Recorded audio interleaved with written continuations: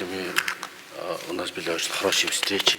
Өнгөрсөн 6 дугаар сард байгуулсан Монгол Евразийн эдийн засгийн холбоо хоорондын чөлөөт худалдааны төр хэлцээрийг улсын хурлаар сойрхон батлуулахаар ажиллаж байна. Энэхүү хэлцээр нь манай хөдөө аж ахуй хөнгө үйлдвэрлэлийн бүтээгдэхүүнийг тус холбооны зах зээлд нэвтрүүлэхэд бодит түлхэж өгч хоёр улсын худалдааны хэт зөрүүтэй байдлыг багасгах, хоёр талын бүс нутгийн хамтын ажиллагааг идэвхжүүлэхэд чухал хувь нэмэр оруулна гэж үзэж байна. Региональные отношения, сотрудничество. Манай хамт ажиллагаа маш эерэг хандлагатай, тууштай хөгжиж байгаа гэж дүгнэж байна. Манай худалдаа эдийн засгийн хамт ажиллагаа ургажин хөгжиж байна. Эхний 8 сарын байдлаар манай худалдааны эргэлт 7.9%-аар нэмэгдсэн үзүүлэлттэй байгаа.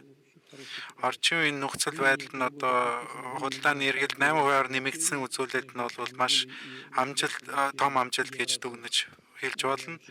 Өнгөрсөн 6 дугаар сард Минск хотно Монгол улс Евразийн эдийн засгийн холбооны хооронд чөлөөт худалдааны хэлцээр гаруусах зурсан байна.